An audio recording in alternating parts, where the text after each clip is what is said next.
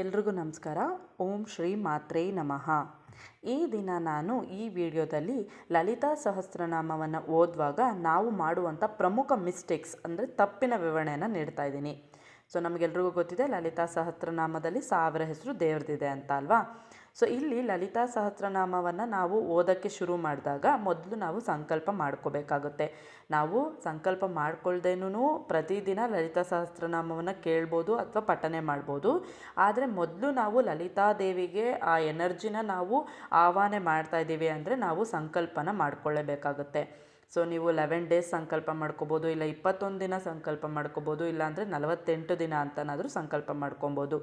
ಈ ದಿನದಲ್ಲಿ ನೀವು ಲಲಿತಾ ಸಹಸ್ರನಾಮವನ್ನು ಬೆಳಗ್ಗೆ ನೀವು ಶುರು ಮಾಡಿದ್ರೆ ಬ್ರಾಹ್ಮಿ ಮುಹೂರ್ತದಲ್ಲೇ ಓದಬೇಕು, ಇಲ್ಲ ಸಂಜೆ ಸೂರ್ಯ ಅಸ್ತಮ ಆದಮೇಲೆ ಶುರು ಮಾಡ್ತೀರಾ ಅಂದರೆ ಆ ಟೈಮಲ್ಲೇ ಓದಬೇಕು. ಅದನ್ನು ಬಿಟ್ಟು ಟೈಮ್ನ ಚೇಂಜ್ ಮಾಡ್ಕೋಬಾರ್ದು. ಮತ್ತು ನಾವು ಒಂದೇ ಜಾಗದಲ್ಲಿ ನಾವು ಪ್ರತಿದಿನ ಯಾವ ಜಾಗದಲ್ಲಿ ಕೂತ್ಕೊಂಡು ಓದ್ತೀವೋ ಅದೇ ಜಾಗದಲ್ಲೇ ಕೂತ್ಕೊಂಡು ಓದಬೇಕು. ಮತ್ತು ನಮಗೆ ಮೊದಲೇ ದಿನ ಸ್ಟಾರ್ಟ್ ಮಾಡಿದಾಗ ಏನು ಆಸಕ್ತಿ ಮತ್ತು ಆಸೆ ತಾಯಿಯನ್ನು ವರ್ಣನೆ ಮಾಡಿದ್ದಾರೆ ಎಷ್ಟು ಚೆನ್ನಾಗಿದೆ ಅನ್ನೋ ಅರ್ಥ ತಿಳ್ಕೊಂಡು ಓದಿದಾಗ ನಮಗೆ ತುಂಬ ಈಸಿಯಾಗಿ ಲಲಿತಾ ಸಹಸ್ರನಾಮ ಅರ್ಥ ಆಗ್ತಾ ಹೋಗುತ್ತೆ. ಮತ್ತು ನಾವು ಈ 11 ದಿನವೂ ಅದೇ ಆಸಕ್ತಿಯಲ್ಲೇ ಓದಬೇಕಾಗುತ್ತೆ.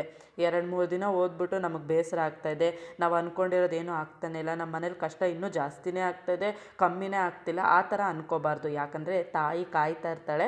ಈಗ ನಾವು ಒಂದು 11 ದಿನ ಎಕ್ಸಾಂಪಲಾಗಿ ತೊಗೊಳ್ಳಿ. ಈಗ 11 ದಿನ ನಾವು ಸಂಕಲ್ಪ ಮಾಡ್ಕೊಂಡಿದ್ದೀವಿ ಅಂದರೆ ತಾಯಿಯಲ್ಲಿ ಕಾಯ್ತಾ ಇರ್ತಾಳೆ 11ನೇ ದಿನಕ್ಕೆ ಇವ್ರಿಗೆ ಫಲ ಕೊಡೋಣ ಅಂತ. ಸೊ ಹಾಗಾಗಿ ನಾವು ಪ್ರತಿದಿನವೂ ಅದೇ ಒಂದು ಖುಷಿ, ಪ್ರೀತಿ, ವಿಶ್ವಾಸ, ನಂಬಿಕೆ, ಆಸೆಯಿಂದ ಲಲಿತಾ ಸಹಸ್ರನಾಮವನ್ನು ಓದ್ತಾ ಬರಬೇಕು. ನೆಕ್ಸ್ಟು ನಾವು ಲಲಿತಾ ಸಹಸ್ರನಾಮದ 1000 ಹೆಸರು ದೇವ್ರದ್ದೇನಿದೆ ಅದನ್ನು ಸ್ಪಷ್ಟವಾಗಿ ಓದಬೇಕು ಅಂತ ಹೇಳ್ತಾರೆ. ತಪ್ಪಾಗಿ ಹೋದರೆ ಏನೂ ತಪ್ಪಾಗಲ್ಲ. ಯಾಕಂದರೆ ಜಗನ್ಮಾತೆ ಅವಳು ನಮ್ಮ ತಾಯಿ, ಇಡೀ ಬ್ರಹ್ಮಾಂಡದ ತಾಯಿಯಾಗಿರೋದ್ರಿಂದ ಅವರು ಸಹಿಸ್ಕೋತಾರೆ. ಆದರೆ ಲಲಿತಾ ಸಹಸ್ರನಾಮವನ್ನು ಸ್ಪಷ್ಟವಾಗಿ ಓದಲೇಬೇಕು, ಇಲ್ಲ ಅಂದರೆ ಅದಾಗಿ ತಪ್ಪಾಗೋಗುತ್ತೆ, ಇಲ್ಲಾಂದರೆ ದೋಷ ಆಗೋಗುತ್ತೆ, ಅದೆಲ್ಲ ಯಾವುದೂ ಇಲ್ಲ.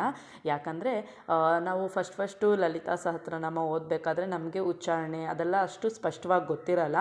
ನಂತರ ನಾವು ಅದ್ರ ಬಗ್ಗೆ ನೀಟಾಗಿ ತಿಳ್ಕೊಂಡು ಒಂದೊಂದೇ ನಾಮದ ವಿವರಣೆನ ತಿಳ್ಕೊತಾ ಹೋದಾಗ ನಾವು ಈಸಿಯಾಗಿ ಲಲಿತಾ ಸಹಸ್ರನಾಮವನ್ನು ಓದ್ತಾ ಹೋಗ್ಬೋದು. ಸೊ ಇಲ್ಲಿ ನಾನು ಈ ಒಂದು ವಿಚಾರಕ್ಕೆ ಒಂದು ಕತೆ ನಿಮ್ಮ ಹತ್ರ ಹೇಳಲೇಬೇಕಾಗುತ್ತೆ. ಸೊ ನಮಗೆಲ್ರಿಗೂ ಗೊತ್ತಿದೆ ಲಲಿತಾದೇವಿಯ ಆಜ್ಞೆಯ ಮೇರೆಗೆ 8 ವಾಗ್ದೇವತೆಗಳು ಈ ಲಲಿತಾ ಸಹಸ್ರನಾಮವನ್ನು ಹೇಳಿದ್ದಾರೆ ಅಲ್ವಾ. ಇವರು ಹೇಳೋಕ್ಕೆ ಅಂತ ಶುರು ಮಾಡ್ತಾರೆ.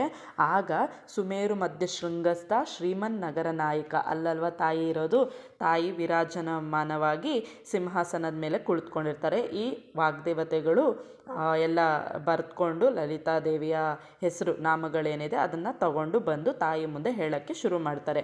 ಆಗ ಎಲ್ಲ ದೇವಾನುದೇವತೆಗಳು, ಋಷಿಗಳು ಎಲ್ಲರೂ ಸಹ ಬರ್ತಾರೆ. ಬಂದು ಎಲ್ಲರೂ ಕುಳಿತುಕೊತಾರೆ ತಾಯಿಯ ಒಂದು ಕೆಳಗಡೆ. ತಾಯಿ ವಿರಾಜಮಾನವಾಗಿ ಸಿಂಹಾಸನದ ಮೇಲೆ ಕೂತಿರ್ತಾರೆ.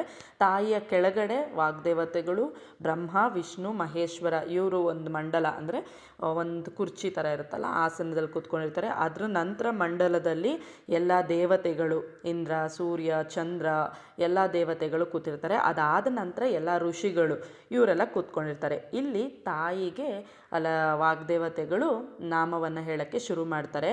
ಆ್ಯಕ್ಚುಲಾಗಿ ತಾಯಿಗೆ ಆ ನಾಮಗಳನ್ನು ಹೇಳೋಕ್ಕೆ ಶುರು ಮಾಡೋ ಅಂತಾರಲ್ಲ ವಾಗ್ದೇವತೆಗಳು, ಅದು 1,00,000 ಸ್ತೋತ್ರ ಆಗಿರುತ್ತೆ. ಆ 1,00,000 ಸ್ತೋತ್ರವನ್ನು ಶಿವ, ವಿಷ್ಣು ಮತ್ತು ಬ್ರಹ್ಮ ಮಾತ್ರ ತಿಳ್ಕೊಳ್ಳಲು ಸಾಧ್ಯ ಆಗುತ್ತೆ. ಅದಾದ ನಂತರ ದೇವಾನುದೇವತೆಗಳಿಗೆ ಅಷ್ಟು ಅರ್ಥ ಆಗೋದಿಲ್ಲ, ಅದರಲ್ಲಿ ಅರ್ಧ ಭಾಗ ಅಷ್ಟು ಅರ್ಥ ಆಗುತ್ತೆ. ನಂತರ ಇನ್ನು ಋಷಿಗಳಿಗೆ ಕೇವಲ 1000 ಹೆಸರು ಮಾತ್ರ ತಾಯಿಯ ಒಂದು ಈ ನಾಮಗಳು ಅವರ ಮನಸ್ಸಲ್ಲಿ ಉಳಿದು ಅವರು ಗ್ರಂಥದಲ್ಲಿ ಅಂದರೆ ತಾಳೆಗರಿಯಲ್ಲಿ ಬರೀತಾರೆ. ಹಾಗಾಗಿ ಇಲ್ಲಿ ನಾವು ಅರ್ಥ ಮಾಡ್ಕೋಬೋದು, ಅಂಥ ದೇವಾನುದೇವತೆಗಳಿಗೆ ಅರ್ಥ ಆಗದೇ ಇರೋವಂಥ ರಹಸ್ಯವಾದಂಥ ಲಲಿತಾದೇವಿಯ ಈ ಮಂತ್ರಗಳು ಅಥವಾ ಸ್ತೋತ್ರಗಳು ಇನ್ನು ನಮ್ಮಂಥ ಮನುಷ್ಯರಿಗೆ ಅರ್ಥ ಆಗಿದೆ. ಈ 1000 ಹೆಸರು ಹೇಳೋದೇ ದೊಡ್ಡ ಒಂದು ಪುಣ್ಯ ಅಂತ ಹೇಳ್ಬೋದು. ಮತ್ತು ಇದನ್ನು ಸ್ಪಷ್ಟವಾಗಿ ಹೇಳಲೇಬೇಕು. ಅಯ್ಯೋ ನಮ್ಗೆ ಹೇಳೋಕ್ಕೆ ಬರುತ್ತಾ, ಇದೇನೋ ದೋಷ ಆಗೋಗುತ್ತೇನೋ, ನಾವು ತಪ್ಪಾಗಿ ಹೇಳಿದ್ರೆ ದೇವ್ರು ನಮಗೆ ಕೋಪ ಮಾಡ್ಕೊಂಬಿಡ್ಬಿಡುತ್ತೆ, ಆ ಥರ ಎಲ್ಲ ಏನೂ ಅಂದ್ಕೋಬೇಡ್ದು. ಯಾಕಂದರೆ ತಾಯಿಗೆ ಗೊತ್ತಿರುತ್ತೆ, ತಾಯಿ ನಿರೀಕ್ಷೆ ಮಾಡೋದು ತನ್ನನ್ನು ಹೊಗಳಿ ಅಟ್ಟಕ್ಕೇರಿಸಿ ಅಥವಾ ಅಥವಾ ನನ್ನ ಈ ಥರ ವಿಜೃಂಭಣೆಯಿಂದ ಮಾಡಿ ಆ ಥರ ಅಲಂಕಾರ ಮಾಡಿ ಅಂತ ಕೇಳಲ್ಲ ತಾಯಿ ತನ್ನ ಪ್ರೀತಿ ಅನ್ನ ಭಕ್ತರಲ್ಲಿ ನೋಡೋಕ್ಕೆ ಇಷ್ಟಪಡ್ತಾರೆ. ಸೊ ನಮ್ಮೊಳಗೆ ತಾಯಿ ಬಂದು ತಾಯಿಯ ಇರುವಿಕೆಯನ್ನು ನಾವು ನೋಡ್ಬೋದು. ಹಾಗಾಗಿ ಯಾರೂ ತುಂಬ ಭಯಪಡೋ ಅಂಥ ಅವಶ್ಯಕತೆ ಇಲ್ಲ. ತಪ್ಪಾಗೋಗುತ್ತೇನೋ, ನಮಗೇನೋ ದೋಷ ಆಗೋಗುತ್ತೆ, ತಾಯಿ ಕೋಪಿಸ್ಕೊಂಬಿಟ್ಟಿದ್ದಾರೇನೋ ಆ ಥರ ಯಾವುದು ಅಂದ್ಕೊಂಡಂಗೆ ನೀವು ಲಲಿತಾ ಸಹಸ್ರನಾಮವನ್ನು ಓದೋಕ್ಕೆ ಶುರು ಮಾಡಿ.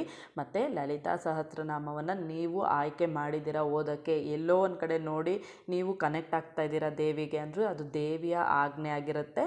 ಮತ್ತು ನಿಮಗೆ ಒಂದು ಮೋಕ್ಷದ ದಾರಿಯನ್ನು ಕೊಡೋಕ್ಕೆ ಅಂತಲೇ ತಾಯಿ ಕಾಯ್ತಾ ಇರ್ತಾಳೆ. ಈ ಜನ್ಮನೇ ನಿಮಗೆ ಮೋಕ್ಷದ ಜನ್ಮ ಆಗಿರುತ್ತೆ ಅಂತ ನೀವು ಅಂದ್ಕೋಬೇಕು. ಸೊ ಇದು ಒಂದು ಜಸ್ಟ್ ದಾರಿ, ಮೊದಲೇ ಹೆಜ್ಜೆ ನಿಮ್ಮ ಮೋಕ್ಷದ ದಾರಿಗೆ. ಲಲಿತಾ ಸಹಸ್ರನಾಮ ಓದೋದು ನಿಮಗೆ ಮೋಕ್ಷ ಕೊಡುವಂಥ ದಾರಿಯಾಗಿರುತ್ತೆ ಅಂತ ನಂಬ್ಕೊಳ್ಳಿ. ಧನ್ಯವಾದಗಳು.